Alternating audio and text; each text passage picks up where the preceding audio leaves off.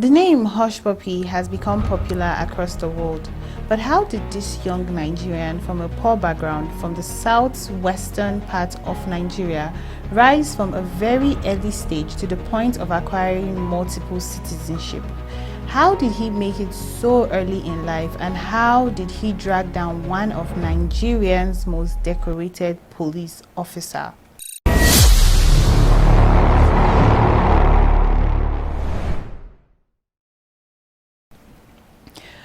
Ramon Abbas, alias Hushpuppi, grew up from the streets without any hope for the future.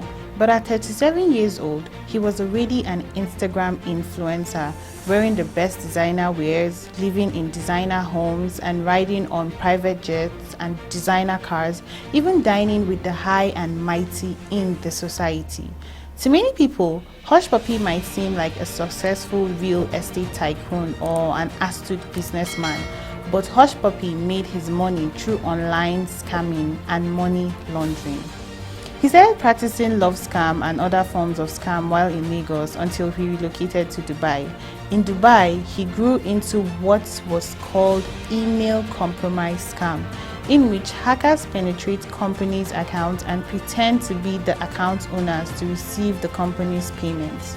He is known to have duped companies in New York, banks in Malta, and Premier League soccer club in Britain.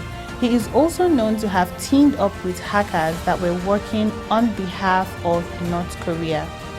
So, what linked Abba Kyari, a well-respected, decorated police officer, to this scammer? One day, in the life of a scammer, Hushpuppi received a message from a Kenyan scammer to join him in scamming a businessman who wants to build an international school in Qatar. The business person needed a loan of 15 million for the project and hired a financial advisor to help secure the loan. Unfortunately, the businessman met with this Kenyan scammer. After scamming this businessman of over $1 million, and the businessman was beginning to be suspicious, Hushpuppi needed to introduce another person that would pretend to be the bank manager who will release the funds of the businessman. And it was at this point that he brought in Vincent Kelly Chibuzor to create a fake bank website with which they would use to continue to scam the businessman. Now, after creating the website and convincing the businessman to pay another $500,000, Chibuzor began to complain that he deserved a bigger share of the loot. When Hushpuppi ignored Chibuzor, Chibuzor decided to expose Hushpuppi and his Kenyan scammer by calling on the business person directly and told him that Hushpuppi and the Kenyan scammer were indeed scamming him and that the business person should stop paying them.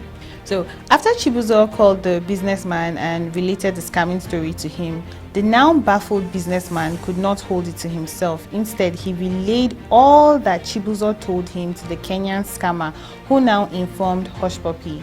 To ensure that Chibuzor receives punishment for exposing them, Hushpuppi promised his Kenyan scammer that he would deal with Chibuzor.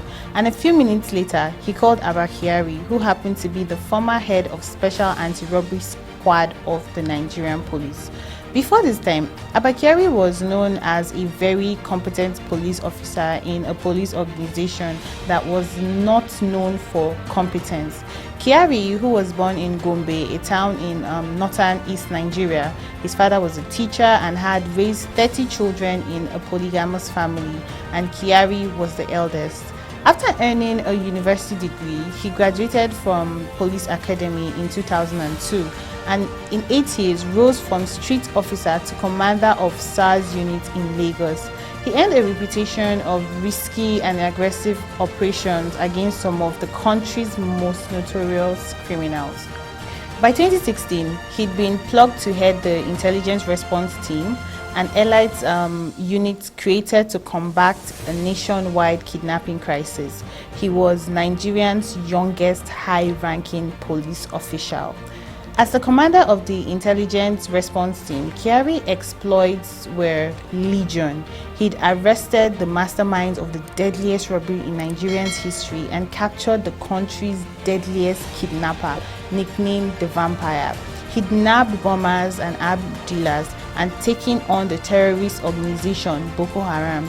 At a point, he was referred to as the saving grace of the Nigerian police and was widely rumored to be in line for the job of Inspector General of Police. Beneath the accolade, however, was a disquieting undercurrent. There were concerns about the rogue activities of both SARS and the intelligence response team under his command. The connection between Hushpuppi and Kyari can be traced back to when Kyari paid a visit to Dubai, the origin of their relationship. Leadquake's finding shows that Abbas loaned Kyari a car and a driver for his stay in Dubai. A few weeks later, on return to Nigeria from Dubai, Kyari sent Hushpuppi a slideshow of photos from the trip and an article about his recent arrest of a kidnapper. And Hushpuppi replied to Kyari saying that, "I'm really happy to be your boy. I promise to be a good boy to you, sir." Strikingly, Hushpuppi and Kyari were fond of each other in private, but neither of them ever shared pictures of themselves in the public, meaning that whatever the nature of their connection and relationship, it was never something they wanted to publicize. Flashback to Chibuzor's offense and Hushpuppi's promise to deal with him. Now, in January 2020, Hushpuppi reached out to Kyari, and moments after reaching out to Kyari about Chibuzor, Hushpuppi sent a message to his Kenyan scammer friend that he was already setting up Chibuzor to pay for his crime, and at the same time, he sent a message to Chibuzor telling him that he has committed a crime that won't be forgiven, and that in due time, Chibuzor would regret messing with him. In fact, he was quoted to have said, "You will even wish you died before my hands will touch you." By June 20th, Hushpuppi's threat to Chibuzor was fulfilled as Kyari sent Hushpuppi a headshot of Chibuzor looking despondent and writing in the message, "We have arrested the guy. He is in my cell now. This is his picture after we arrested him today." And Hushpuppi replied, "I want him to go through serious beatings of his life," and went on to explain to Kyari how Chibuzor had double-crossed him in the scam, attempting to divert the money to himself. "Okay, I understand," Kyari replied. Hushpuppi continued, "Please, sir, I want to spend money to send this boy to jail.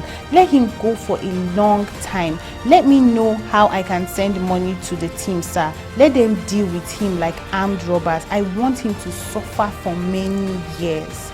Thereafter, Kyari texted a Nigerian bank account number to Hushpuppi, and according to prosecutors, this step completed the crime, making Kyari and his team a team of cops for hire paid to commit a false arrest. After Chibuzor had been in custody for a month, Kyari sent a message to Hushpuppi to say that Chibuzor's girlfriend had offered a bribe for his release. He said, "They were thinking it is a normal arrest. That is why they think money can remove him." Kyari wrote, "No money can remove him here." He laughed. Ha ha ha ha ha.